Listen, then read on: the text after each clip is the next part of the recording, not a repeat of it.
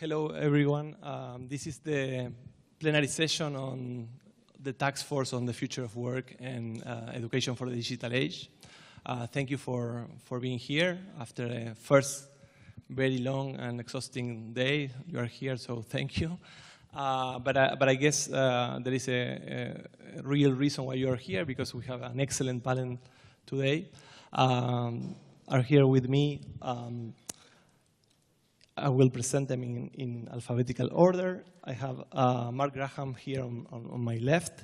Mark is a professor of Internet Geography at the Oxford Internet Institute. He's a faculty fellow at the Alan Turing Institute and an associate in the University of Oxford School of Geography and the Environment.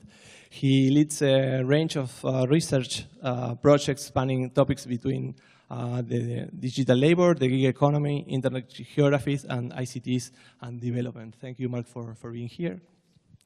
An applause for Mark, please. Sergio Kaufman is next to Mark. Sergio is Accenture Senior Managing Director. He leads from Argentina, Accenture Argentina, and also the Hispanic South America region since 2013. He has been working for Accenture for over 27 years or more, maybe. Thank you, Sergio, for being here as well. Then we have Carmen Pagés-Serra, who is Chief Economist at the Labor Markets Division of the Inter-American Development Bank. She's probably one of the leading labor economists in our region, so it's a pleasure to have her here. She has written widely on labor markets in Latin America and labor market policies. She has written several books, so it's a pleasure to have you here, Carmen, as well. Next to Carmen is Maria Elena Pisonero. She is the chairperson of Hispasat, a Spanish private satellite company. She is a member of the scientific board of the Real Instituto Elcano. She has been a member of the National Parliament and Popular Group spokesperson for the economy in Spain. She has also been Secretary of State for Commerce, Tourism, and Small and Medium Enterprises. And she has also had many other public official positions. She's an economist. Thank you, Elena, for being here as well. And last but not least, of course, is Shwetlena. Sorry, I'm pronouncing her name very poorly, sorry. Sabaral. She is an economist in the Education Global Practice of the World Bank. It's a pleasure to have her here because she is one of the leading economists working on the World Development World Development Report of the World Bank that they are going to be publishing or making public in Bali in October, and it's specifically on the future of work. So it's a pleasure having you here. So this is how we are going to work today. I will shoot with one kickoff question. Each of the panelists will have 5 minutes each to respond to this question. Then we will have a second session where we will present 3 questions that were gathered from many of you from the social networks, basically Twitter. And they will be free to answer one of these 3 questions, or make some comment or remarks on the previous presentations. And then we will have 10 minutes, if they go on time, we will have 10 minutes for free speech. So the question that we have is, what do you think are the main challenges that new technologies pose to the future of work? When I asked them to prepare this question, I urged them to think that it's not the T20 community there, but the G20 leaders. So you have 5 minutes to deliver a key message to Trump, Macri, and everywhere who are there, not the T20 community. Please, Mark, you start. Well, thank you very much for having me here, and hi, Trump, Macron, and co. So I'm an economic geographer by training, and I've led a research team doing a multi-year project studying digital work in Africa and Asia that was funded by the IDRC. And we spoke to hundreds of workers in those places. And I'd like to talk about two key and interwoven challenges that we see new technologies posing for future jobs. So first, the platformization of work, and second, the emergence of what I'm calling a planetary labor market. Now, before talking about these issues, I think it could be valuable to quickly reflect on the factors that bring them about. And I think there are 4 factors that we need to be aware of here. So first of all, labor surplus. Every year we need to find 46 million new jobs for the world's increasing labor force, and almost all of the growth in new workers is coming from low and middle income countries. Second, changing connectivity. So this year, 2018, there are now more human beings connected to the internet than not connected to it. Third, all of the new types of labor that's needed to make contemporary capitalism work. So you see some of this labor when you get into an Uber or order food takeaway, but a lot of it you'll just never see. There's a vast labor force doing things like training driverless cars, moderating Facebook posts, and just generally tagging and organizing and training a lot of our digital world. We forget all of those new jobs when we're talking about robots stealing our jobs. And fourth, the increasing modularization and standardization of work. And this contributes to the commodification of labor power and allows work to be traded at the level of the microtask. So these issues help to bring 2 follow-on situations into being. First, the platformization of work. So in other words, people, instead of working for a company, source work for a platform. So you have a client that needs something, a worker that can fulfill that need, and a platform that mediates that relationship. And because of all those factors that I just mentioned, labor surplus, changing connectivity, the reorganization of the labor process, and the commodification of work, there's been an explosion in the number of people signed up to do platform-based work. There are now 70 million people signed up to do platform-based work around the world. Now, a key issue with platform-based jobs, and this is something I'll come back to in a minute, is that the platform tends to take very little responsibility for the worker. And that's because they don't see themselves as an employer, just a mediator. They don't see the worker as an employee. To the platform, they're just an entrepreneur. Now, let me talk about the second situation brought into being, and that's the emergence of a planetary scale labor market. With most people in the world now connected to the internet, some of the spatial barriers that once defined labor markets now seem less relevant, and a lot of labor can be traded at a global scale. So here's the issue. When labor is treated as a commodity to be easily bought and sold, it becomes economically irrational for the millions of employers engaging in outsourcing to invest meaningfully in workers. The employers and online outsourcing platforms, for instance, they almost always tend to place the burden of training on and infrastructure and risk upon the worker themselves. The global competition within a planetary labor market, it exerts huge downward pressure on wages and working conditions. It's not uncommon to find people working for below minimum wages, working things like 48-hour shifts, all of this because a highly precarious work environment makes them concerned about when they'll get their next gig. So as production networks quickly reconfigure themselves around the surface of the globe, with jobs moved out of a place as quickly as they were moved in, it tends not to matter to employers if labor power is left unused. So what we end up with is a world in which millions of new jobs are created, in which workers have no bargaining power, they're underpaid, they're overworked, they're vulnerable, they're precarious, and they often work in stressful and harmful conditions with few rights. Now, this shouldn't be a future that any of us want. The problem is that the 2 most powerful ways in which we've improved working conditions in the past, bottom-up collective action strategies amongst workers and more top-down regulation from governments, they've been quite ineffective in the context of platform-based and planetary-scale labor. A lot of governments don't have any interest in regulating this space, and even those that do, they struggle to envision effective strategies.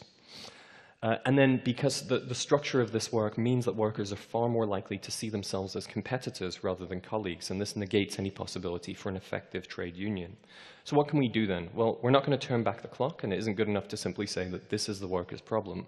And so that's why it's worth me mentioning one strategy that some colleagues and I are working on with this issue. So with some support from the German Ministry for Economic Cooperation and Development, we're building what we're calling a Fair Work Foundation. So think of it like a fair trade foundation, but instead of certifying coffee and chocolate, we're certifying digital platforms. So we're getting workers, unions, platforms, and policymakers together and collaboratively setting minimum but achievable standards for platforms. And then we'll use those standards to rate platforms and give the ones that achieve those standards a certification. And so in giving those platforms a stamp of approval, we essentially create an incentive to those platforms that perceive a moral responsibility to their workers and create a disincentive for those that don't. We're piloting this in Cape Town and Bangalore at the moment. We'd love to expand it. We'd love to find support to expand it into other parts of the world. And so I'd be very happy to hear from anyone in the room, Trump or Macron or co, who's interested in working with us or hearing more about this project. Thank you, Mark. Listen to him. Sergio, your 5 minutes. Thank you. This is one of the rare occasions where I get to wear a tie. So and that's good, because this morning when choosing the tie, I was thinking about this presentation, and I chose, you cannot see it, but it's a giraffe. I have small giraffes. And basically talking about the evolution of work and the evolution of giraffes. I mean, giraffes have to get the natural selection of their genes by having to get the fruit on top of the trees, because the low-hanging fruit have disappeared. And then the question came, what is a low-hanging fruit disappearing now out of the job market? What are the skills that were the low-hanging fruit that have to be replaced, and our abilities and skills have to be changed to be able to get to this fruit that is remaining in the trees? Let's call it the work tree.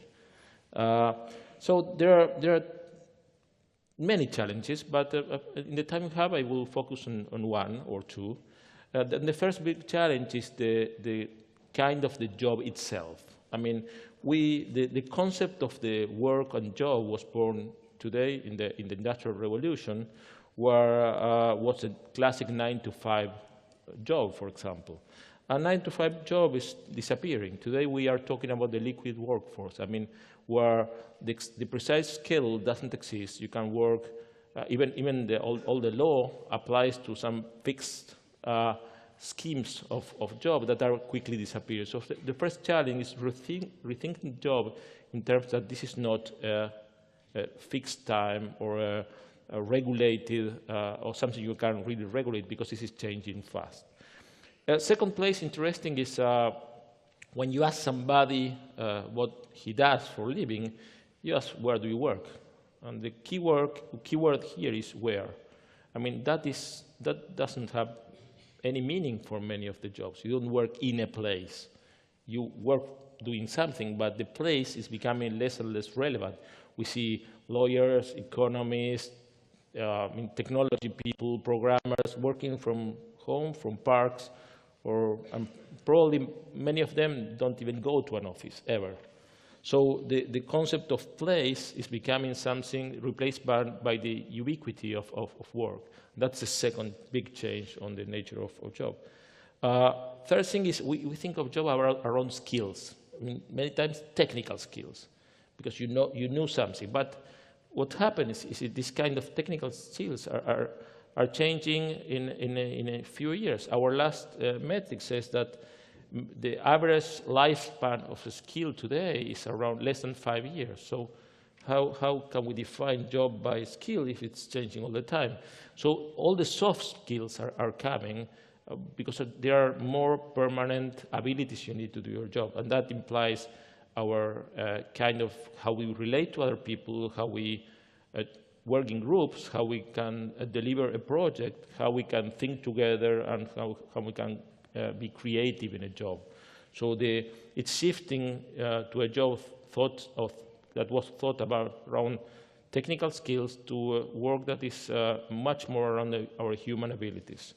And another important thing is that, again, the concept of job was created 100 years ago, 200 years ago, as we see today, were in a world dominated absolutely by males. So, I mean, the job is designed around a male being productive. And that's a huge change when we're talking diversity and including women in the leadership of all the work. So there has to be a redefinition of what we see about the job, because it has been designed for half of the population of the world. So all this, plus what I call the technical education trap. We think about the education, about training in something specific, technical. And as I said, this is becoming less and less permanent because technology changes very fast.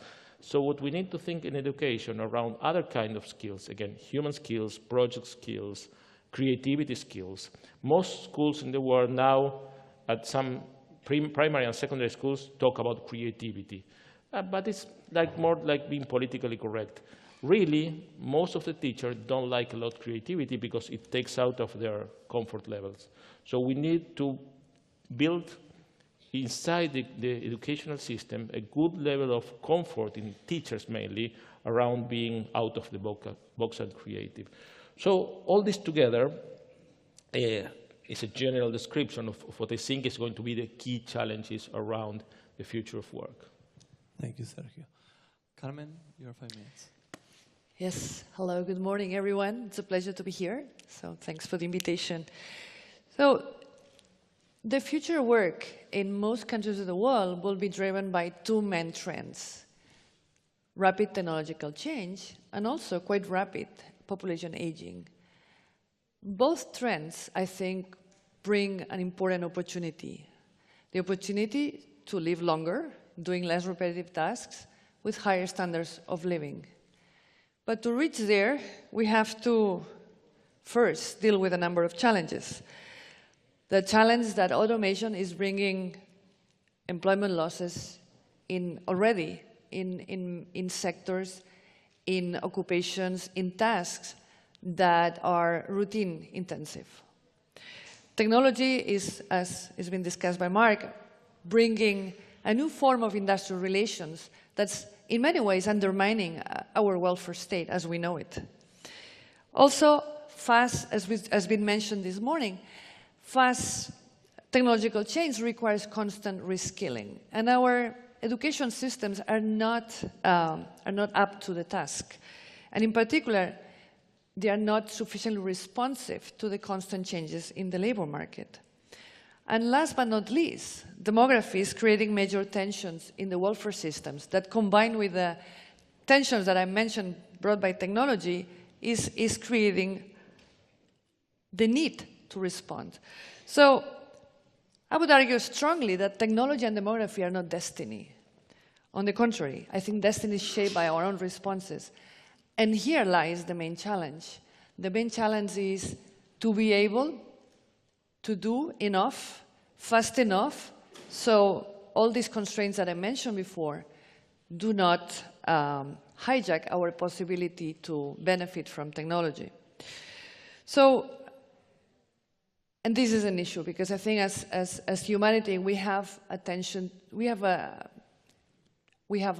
inertia that is hard to overcome. So what should our response be? And I would argue as fast as possible. Oftentimes, the response has been, let's do universal basic income.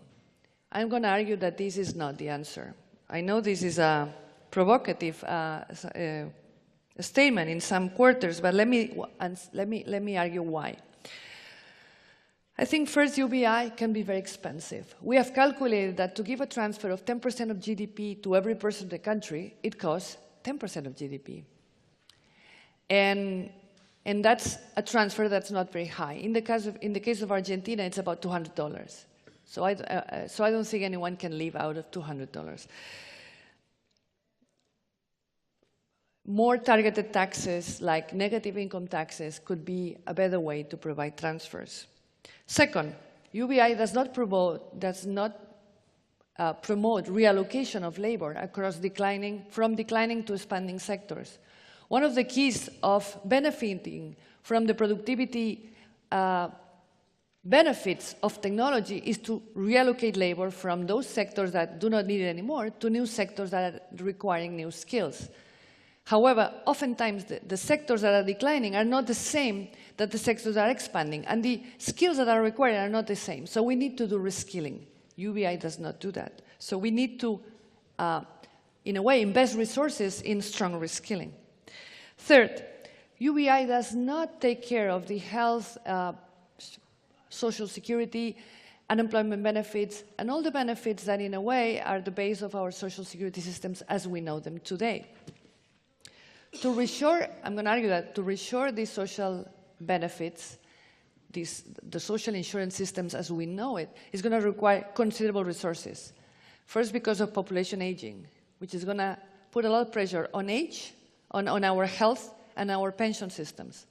So I would say we have to find 10% of GDP, let's put it there. Let's make sure that our welfare state does not depend so much on the type of job we have, that it's universal, that everybody can have access to health, to pensions, and therefore it's not so important in which type of sector, in what type of labor relations you work. At least it's not so determinant for your health and your pension benefits and other benefits that are attached to social insurance.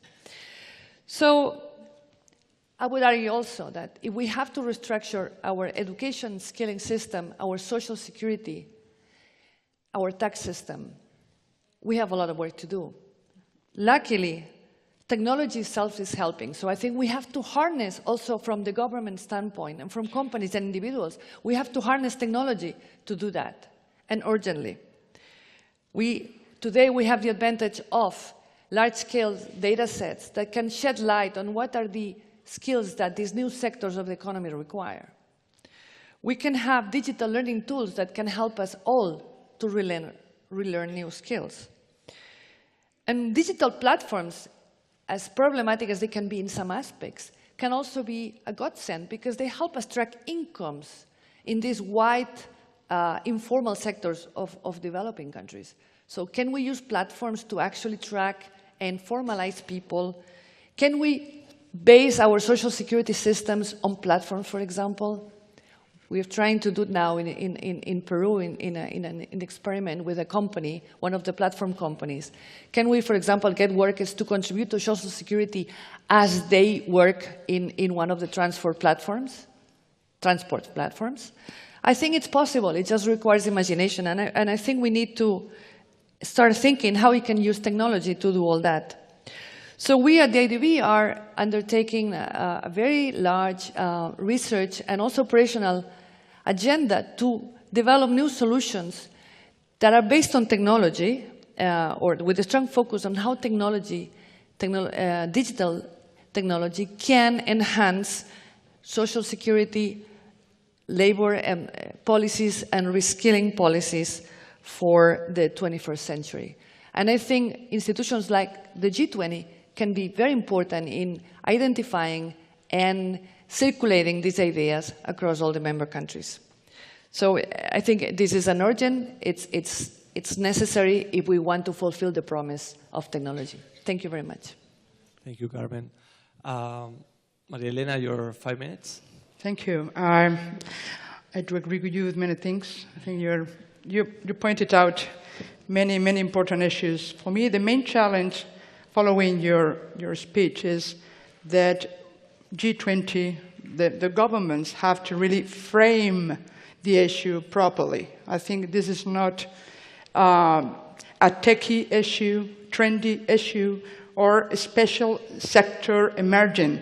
This is a really major change, structural change of our economies and our societies. So we have to speak clearly about the change we are facing. It's not technologies themselves which are the problem. The problem is the use we are giving to these technologies. And so I do agree that we have first to understand better what is going on. Mark told us about the new platforms, economies, and companies, and so on. But once again, I think the key issue is how we all embrace this new economy, trying to thrive in a context that is moving very fast. Companies, and I do give my approach from chairing a company that is a technological company itself, but has to deal with a constant change in the competitive environment, as to see how new companies with new rules within different sectors are taking our business for them. So they are gaining a lot of wealth from our traditional business doing differently. So the question is how as a society, as companies, we move from the traditional business model that is based on industrial procedures to a different model in which we are becoming, again, explorers and not exploiters. So we have to look for new opportunities, understanding which are the new rules of the game that are looking for how we better use the new technologies to better answer the constantly changing needs of people. So, as Carmen said, we have to know and smartly use the new technologies to better serve citizens, as clients, as customers, or whatever. But we have to embrace this new model, and it's very difficult for companies, and it will be the case for societies, to not get rid of the legacy. We are not going to put everything we've done till now to the trust, because it's people who are going in the margin, but how we transform, how we adapt our organizations to really thrive in this new world. And for these, the companies, we are going through a dramatic change in our organizations. We have to change culture. We have to change the way we lead. That is going to be more collaborative. Let's face it, I have a lot of engineers in my company, and STEM skills are not enough. We need to really promote the old basic skills of human beings, trying to be able to collaborate, to integrate people in our teams, to better solve old and new problems, and do it in an ethical way. We have to look at the political consequences of our new business models of companies. It's not only the new ones, but the old ones trying to thrive and embrace startups, for example. We have to integrate and collaborate with the new economy in order to survive ourselves as companies. We are going to be eliminated in the market if we are not able to really collaborate in a different way.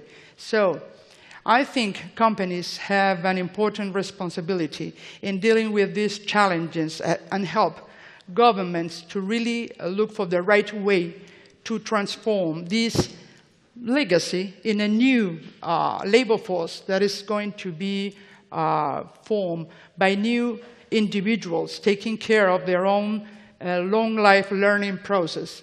We have learned from the previous panel that we as individuals have to be involved and be committed in this long life learning and to be able to transform our old skills in the new ones.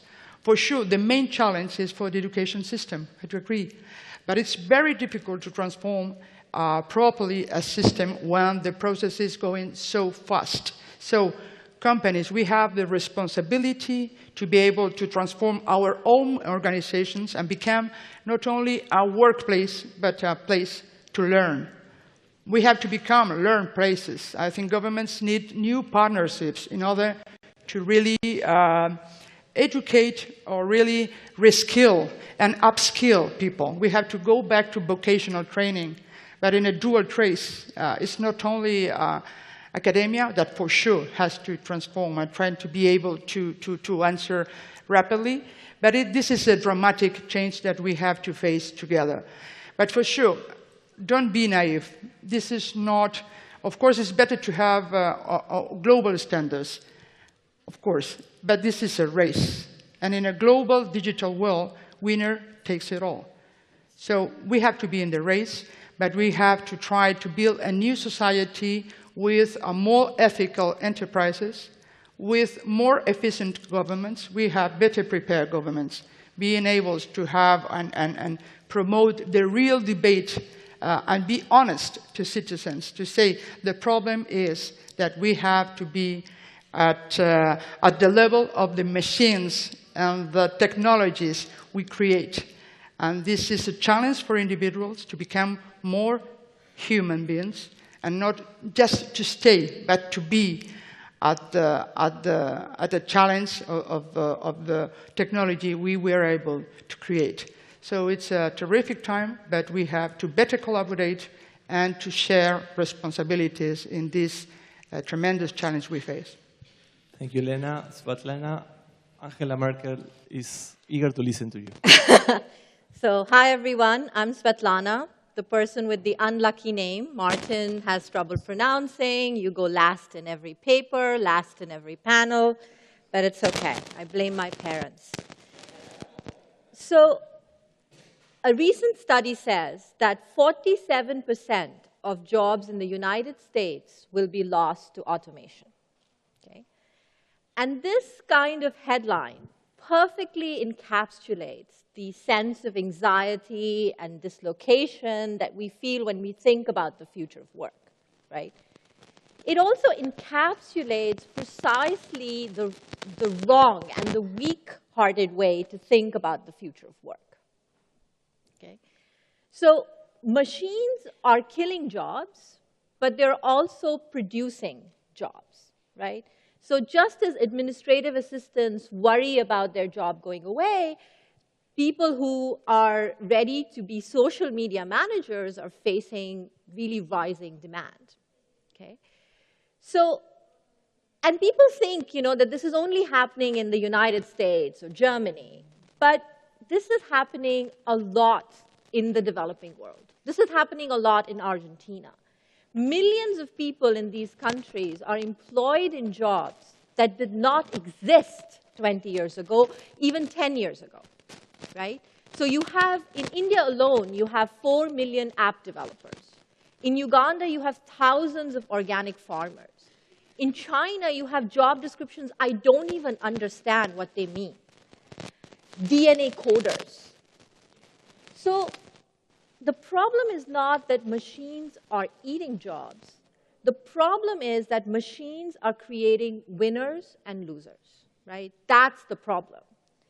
And this point was already alluded to by Carmen, that the people who are at risk of losing their jobs are not necessarily the same people that are being offered the new jobs, right? So how to think about maximizing the winnings, right, and protecting the losers? The way to think about it is to be guided by two intuitions. The first intuition is human skills that complement machine skills are going to be in high demand, right?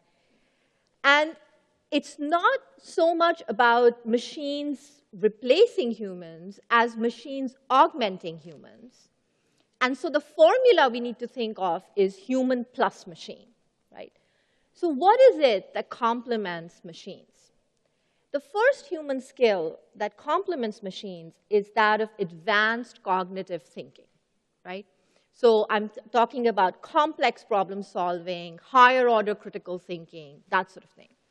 So to give you an example, machines are very good at analyzing big data at speeds undreamt of and locate sort of great investment opportunities, right? But that's where their capability ends.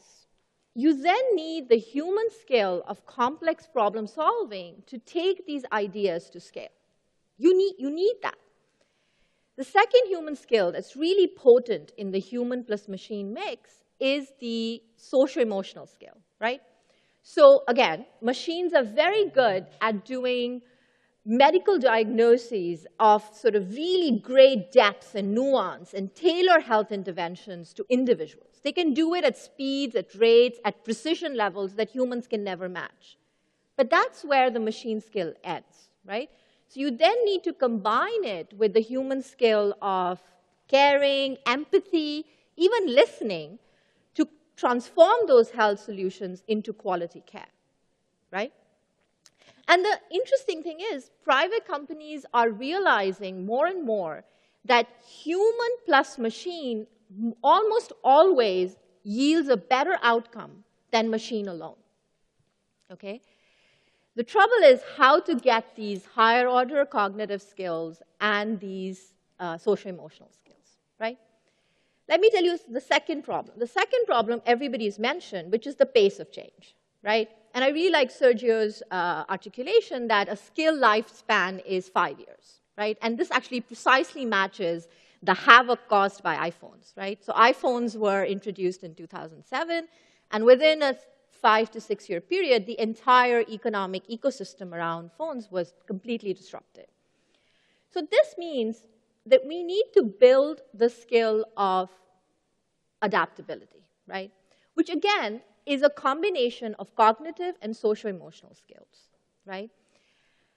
So the first intuition is skills that complement machines will face growing demand, and to develop them, we need two things. We need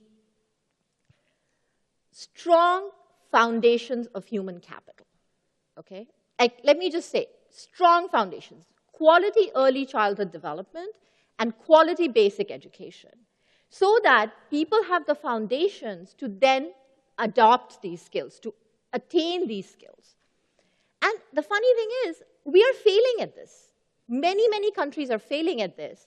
And this is the first problem we need to fix. Because if the foundations are not right, especially in that critical window of opportunity between 0 to 11 years, we've lost the person, right? It's very hard to compensate for them later. The second thing, which most people have said, is to build the foundation, the ecosystem of lifelong learning, right? And this sounds like, I don't want to get into abstractions, right? For many people, it means very practical things. It means flexible, shorter, sharper, customizable, cost-effective provision of higher education, of adult learning opportunities. Things that are designed for the adult brain, the things that are designed for the adult lifestyle, okay? Now, the second intuition is we need to protect people, not jobs, okay? And this is where I'm going to disagree a little, not a little bit, a lot of it, with Carmen, right? I think that our existing social security and our existing social protection systems are sort of predicated on the idea of job-based social protection, right? So we deliver them through jobs. But this has two problems. One, this completely excludes the millions and millions of informal workers, right, who don't have formal jobs. And secondly, jobs are changing so fast that no type of workforce planning, skills planning, even personal career planning is going to tell you what's going to happen 5 to 10 years from now. So in order to protect, we need to protect people, not jobs. So I'll stop there. Thank you. Thank you, Shwetlena. Well, now we move to the second round with questions that maybe some of you made on the internet, on Twitter, or maybe someone who is watching us now on streaming. These are the three questions. Online platforms may lead to more and better paid work for some people, but may also exert downward pressure on wages and working conditions, as Mark mentioned in his intervention, thus increasing inequality and informality. So how can governments, people, maybe digital unions, I guess, is the one answer, firms help address the threats? The second question is, what actions should governments take to avoid skill mismatches in the future? What are maybe the skills that are going to be needed? Something that Sergio mentioned in his intervention. What are these skills that are going to be needed in the future? Should firms also be responsible for skill development? And the third one is highly related to one of the topics that we discuss in our communique, which is that new technologies are going are changing the nature of labor conditions and the labor market regulations probably need some change. So do we need a new social contract? How this new contract should be? Mark, we'll start with you. Please try to stick to your 3 minutes because we are running out of time. Mark. Thanks very much. So as I mentioned earlier, I think I'm going to answer the first question. And I think as a starting point, we just need to acknowledge that it simply isn't good enough to have a situation in which these work platforms receive huge rewards without shouldering enough of the risks. We need to change that. It shouldn't be the workers alone shouldering all of these risks. Now, if we're talking about the role that governments or unions or other actors should play, I think we just cannot do that without talking about the economic geography of this work. And to do that, we need to recognize that there are two fundamentally different types of platform. So first of all, there's what I would call geographically tethered work. So this means work that's mediated through a platform, but it's still inherently linked to a place. Think about Uber driving, food delivery, domestic work as examples of this. You just can't outsource those jobs to another place. And then second is what I'd call cloud work or non-geographically tethered work. So this is work that in theory can be done from anywhere. You could pay a worker in Canada to do the work one day and a worker in Bangladesh to do it the next day. So regulation, it's inherently easier for the geographically tethered work. If you're the government of Argentina and you want to make sure that Uber follows local laws, pays minimum wages, has decent working standards for workers, that's all in theory possible to enact. Uber cannot outsource those driving jobs yet. But for cloud work, you're faced with a much tougher task to regulate. So if you have a British client going through an American platform with a Kenyan worker, how much can the government of Kenya actually do to regulate jobs here? There's a huge unemployment problem in many low and middle income countries, and so governments are understandably reluctant to put barriers on even the worst of jobs. Common regulatory frameworks in a planetary labor market, they seem unlikely, but let's also remember that the vast majority of work, it's sourced from just a handful of countries. So if the US, the UK, Germany, Canada, and a few other places enacted or enforced rules stating that clients need to follow the labor laws in countries that they outsource to, a lot would change. Trade unions have the same issues with regards to geographically tethered work versus cloud work.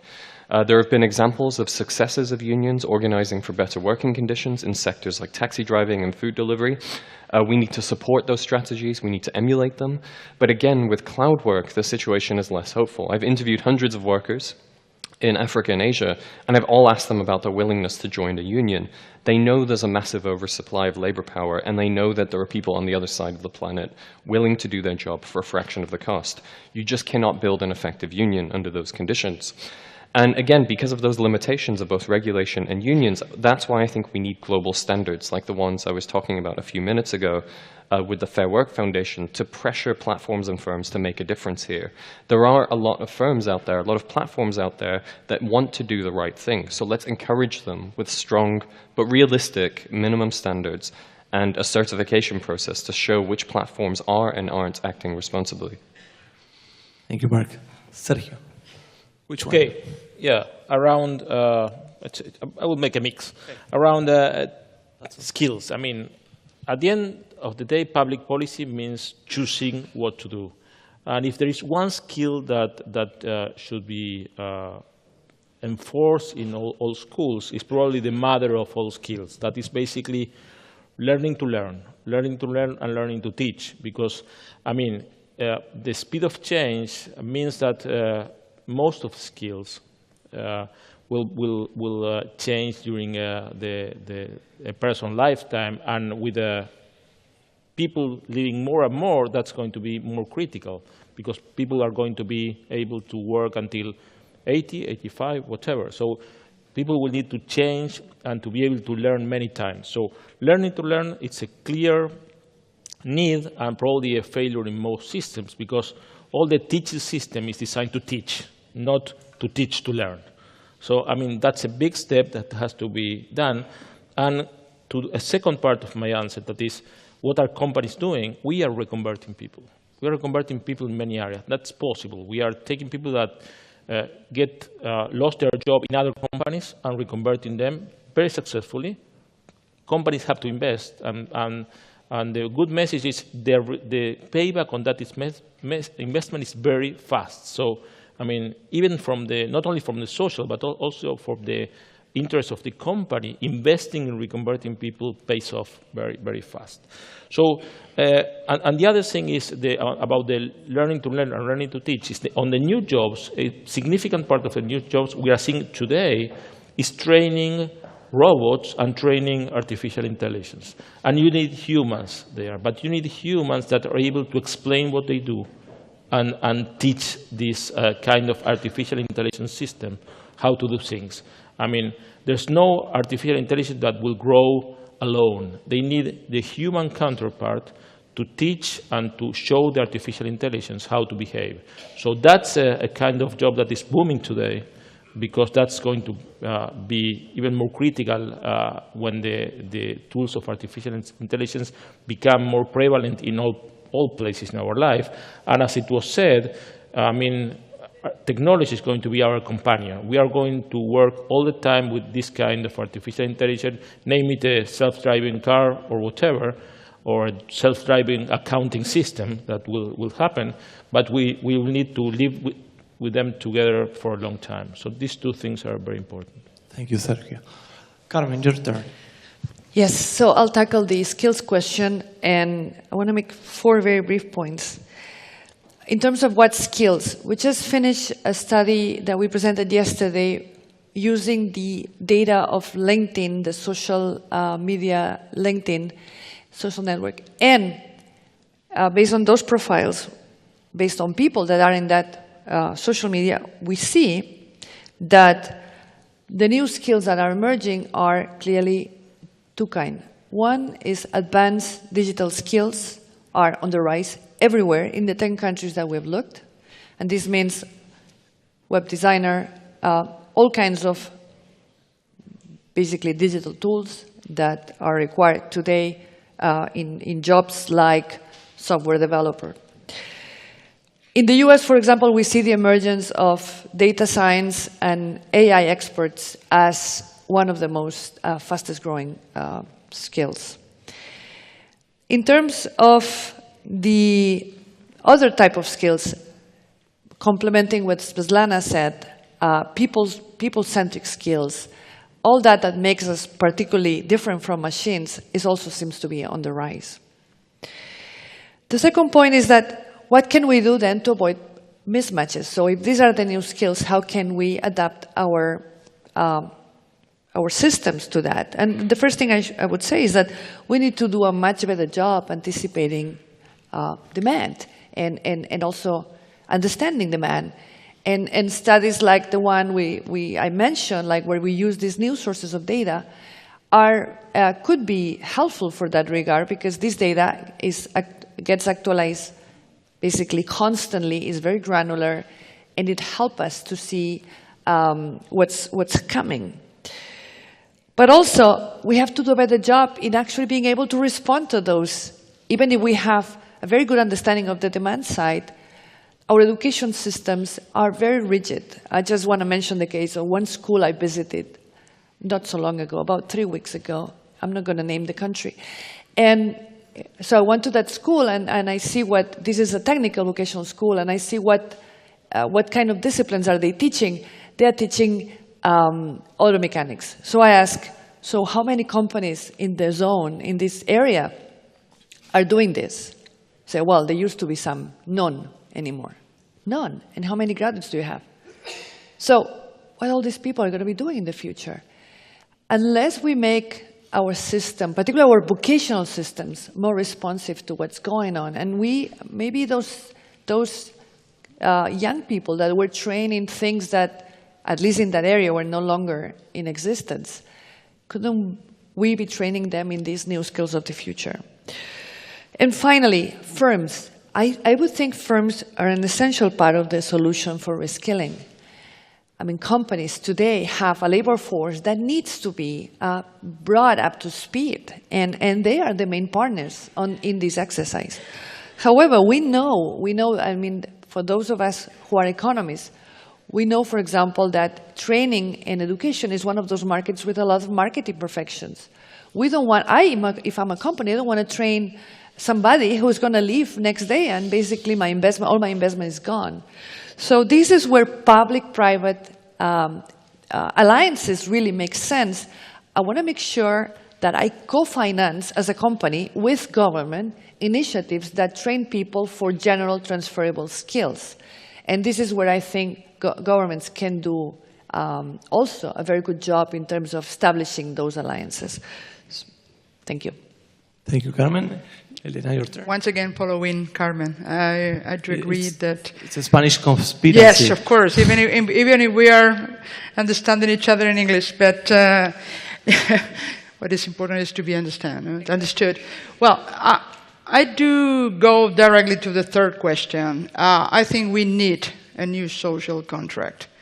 What is difficult and complex nowadays is that we live in a VUCA world. It's volatile, uncertain, complex, and ambiguous. We don't really know where we are going.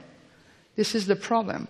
And I have a lot of teachers around in my family, and they try to reform the way they teach, but they always said to me, "But Elena, what do we have to teach? We don't really know which skills, which issues we have to teach people." This is the complexity of the question. And that's why I think firms and companies have to play a major role, because we need to change the way we perform. We have to preserve our P&L, because this is the way we all live from, but we have to change the way we behave. The way we innovate is not only to adapt, but for sure is to be adaptable, but to be able to anticipate. And that's why this exploration mood. And I think that what is a remarkable change in companies that we have to export to the education system in collaboration with government and other institutions is the way we are trying to face this challenge, in which we are building the future in advance in order to take advantage, of course. We have to look for the opportunity. We have to equip our people, not looking at the churn, the way they leave the company. I don't mind. I think what we need is the right people to perform. And looking at the right people, I'm very, very concerned to look only for some people that is going to thrive and to compensate or protect the others. I think this is unacceptable.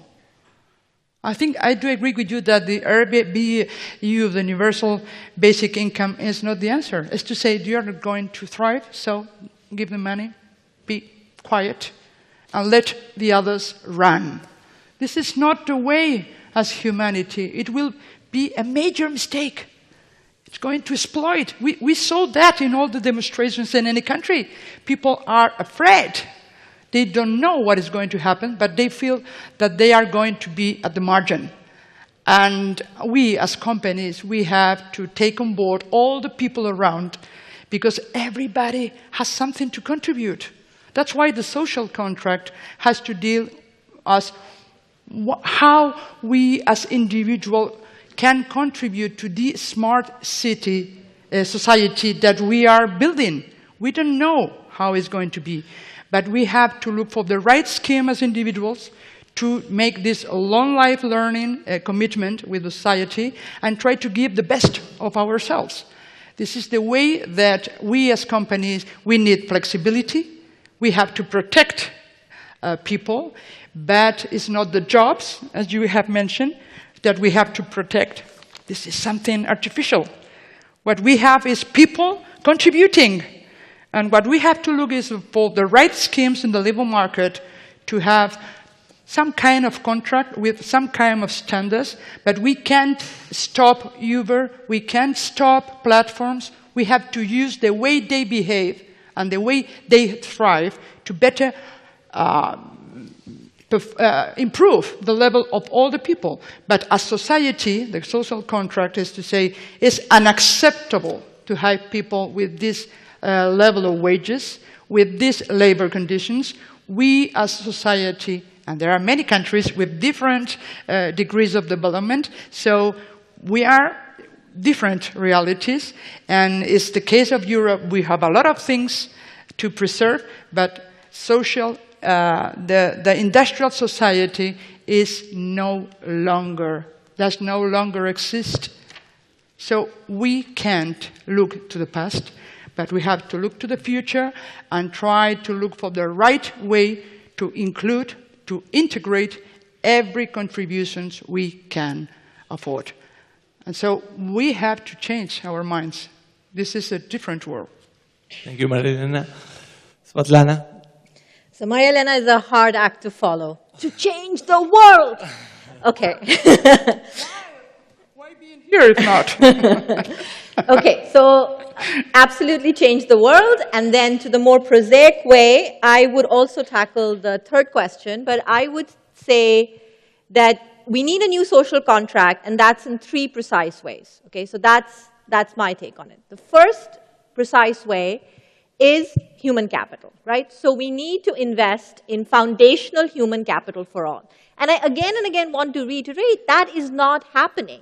Foundational human capital for all, basic skills are not being provided. We have a new measure in this World Development Report 2019 called the Learning Adjusted Years of Schooling. That tells you how much 12 years of education in Argentina, how many skills, how much skill does it buy you in the global marketplace? And it is less. It is less than we think. So foundational human capital for all through effective and quality early childhood development and quality basic education. The second thing is within human capital. The first thing is human capital, is this ecosystem for lifelong learning, which is about making our higher education system, our adult learning systems much more responsive, agile, flexible, shorter, sharper. You know, it's not the question that you go away for 4 years and then you have a job for the rest of your life. So we need to adjust that. The first pillar of the new social contract. The second pillar of the new social contract is, like I said before, protect people. And the way to do this is to expand our social safety net, to cover the people that are not being covered right now, and to use technology to do this, right? We can do targeting so much better. We can reach so many more people. We can deliver services and support to people who we couldn't deliver to in the past. So we need to do that. Now, the third element of the social contract is how are we going to pay for this, right? And this was the point Carmen raised earlier. And to this question, the answer is we need to upgrade our taxation systems to align with the digital world, right? They are based on the idea of physical assets. We need, so World Bank estimates show that about 8% of global GDP is being lost because multinational firms are not being taxed appropriately. And this does need a level of global cooperation. So we need to do these 3. So my vision of a new social contract would be to do these 3 things. Thank you. Thank you. I think we have 5 more minutes. So each of you are free to okay, we have some questions. So let's take 2 questions and then try to answer very quickly. Please make your, we have over there one person, I think that gentleman. If you could be very Thank you very much. Distinguished panelists, my name is Vladimir Yakunin. I am chairman of Dialogue of Civilization Research Institute, and I am professor of Moscow State University. Quick questions with the permission of moderator. Could you please raise the hands? Who of you has a real teaching experience? Teaching is being teacher. Yes, I see professor. Okay, good. So you know, all of you, you have teaching experience. Why? The question is, only Helen, when she was delivering her remarks, she was talking about humanity and the human beings. You were talking about platforms, you were talking about artificial intelligence, you were talking about technology. But what about the statement of Professor Baskerville, which made it like a week ago? He stated that education, that is the process of producing member of the society. Thank you. Thank you. Anyone else? Yeah, I have one more person. If you could be very quick.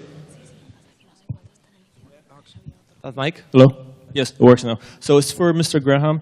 Just a question. So as you mentioned, if these two-way platforms expand and become more global, they become de facto market makers. So they decide who gets to trade and with whom. So they are, in effect, regulators now. They are international regulator. How do you regulate an international regulator at that scale if you're a small country? So we start compensating you for being the last. If you want to start, Shwetlena, and then we go from there to here, and you mark close with the last question. Okay, great time to start compensating. I'm sorry. When it's like tough question. Okay. So basically, first of all, my apologies if the human being was absent from what I said. I thought that the point to make was precisely that humans are not going anywhere. They are going to continue to be the drivers of innovation, of production, of creativity, of empathy, of everything, right? The key thing is to position them in a way that they are able to do this, right? Which is through the combination of human capital, which teachers are going to be the ones producing, and social protection, right? So that is very much the central thesis. And on your point, this is exactly the challenge we're facing about how can small countries take on, or small or even large countries take on these, these large corporations that attain scale at such a rapid pace and without mass, right? You don't need physical assets to attain mass. And if you look at the growth trajectory of a firm like IKEA or a firm like Walmart, the biggest firms in Europe and US, their trajectory looks so slow compared to the trajectories of some of these digital firms, which are they just balloon. And then the scale that they're able to reach, right? The scale that Airbnb reaches, that's just unmatched by the scale of the physical firms. So that is why the idea is to think about it in terms of global cooperation, to think about models of taxation, because again, taxation, a salient model of taxation depends on global cooperation, otherwise you have tax havens. So we need to sort of mobilize our global community to start taking on these challenges. Thank you. Elena, 1 minute. No, I completely agree with your approach and your question. I do agree that education is the way human beings are in society, and that what I said is not to stay, but to be. We have to be able to see what is going to be our best contribution to this smart society we are building. We don't know where we are going, but we have to ambition which kind of society we want, more or less locally, taking into account that this is a global race, and being clear about this. That's why I think the most important challenge is to really frame this issue. It's not technologies, it's not digital disruption, it's that the society we understood is no longer the case. So we have to change the way we think, and we have to change the way we contribute. And I think this is the challenge for education, but this is the challenge for society as well, to look for the right ways to facilitate this process. And that's why education is at the center, because it's the way we are going to be able not to employ. Once again, we have to put this category as part of the past. This is not job, not employ anymore. It's how we better contribute to an ongoing process of innovation and execution and making all the time. And that's why we have, I think another word that is important is respect. It's for Aretha Franklin, but it's true. We have to respect the contribution of others. This is crucial. We have lost the respect of others. So everybody is able to contribute, and we as societies and governments have to look for the right way to do it, not in the old categories, but the new ones, to protect people, but not to impede or avoid the right way to contribute. That probably is the platforms. Who knows? But government has to deal with the right competition policies, not to abuse, to let these big platforms to abuse the market. So a lot of things to do. Carmen. Very quickly, I fully agree with you in terms of, I think, precisely, the future of work is not driven by technology or demography, as I said at the beginning. It's going to be shaped by us, human beings, And I think this is very important. That's why I think why we all are here. Now, education, I fully agree with you as well. Particularly foundational education is the base of people, human beings, getting into society. I think as we move along in terms of maybe training and lifelong learning, I think then it's more to do on how we update ourselves, how we upskill ourselves, how we maintain ourselves relevant in the world of work. And I also want to say that one big aspect of being part of society is work. It's not the only one. It's maybe not the most important one, but it's an important one. And sometimes there seems to be like this tension between getting an education that's relevant to the labor market and getting an education that's relevant for society. And I think both go hand by hand. It's very difficult to be relevant if you don't have opportunities in the labor market, or very difficult to be a whole human being if you don't have that. So I think both, in a way, are both part of the same thing. Sergio. Very quickly, because we have all the red lights here blinking and doing everything. Once technology is doing all our routine work, I mean, what lives is the human part. So, I mean, we have more than ever to train humans to be humans. So, both in the citizen sense and in the labor and creativity sense. So basically, this is a great opportunity for teachers, again, teaching how to learn, but mostly teaching how to leverage our human abilities and our citizenship abilities. Thank you. I'll be quick, thanks. How do you regulate an international regulator? It's a good question. Well, at the moment we aren't, and at the moment we can't. And that's why I talked about the need for certification, and that's why I welcome anyone who's interested to get involved. But we need to do more than that. And I think that's why we need discussions in places like this, and that's why we need to develop positive visions of what we're striving for. Because we need to remember technology, it's an enabler, but it's also a constrainer, but it's rarely a determiner. There are no situations in which we, people, communities, societies, countries, don't have some say over our technologically mediated lives. And this might seem like a strange thing for an academic to say, but I don't think our starting point should always be to study trends and then react to them. We don't need to be saying things like the Uber model is inevitable. So I think what we need to do is be bold. We need to envision the futures of work that we want to see. We need to not forget old utopian visions. We need to create new utopian visions. And then let's use our knowledge about technology and work and how they come together to find the most effective path towards those visions. Thank you, Mark. So we came to an end. I wish we had more time, but we don't. So please join me in thanking these 5 great speakers that we had. Thank you all for coming down here. Thanks.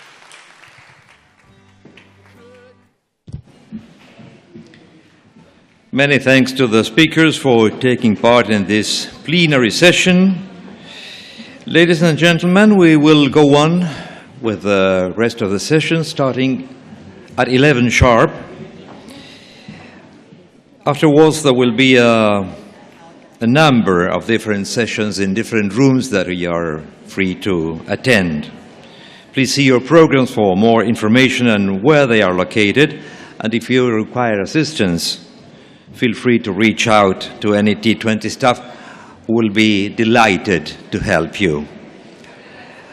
After the sessions are finished, we will break for lunch before meeting here at 14:20. See you later, and remember, please, that at 7:30 p.m. sharp, Marcos Peña, Argentine Chief of the Cabinet of Ministers, will attend the T20 summit to hold a dialogue with the think tanks. This will be here in this same Sala Argentina and will be our final session of the day. Until then.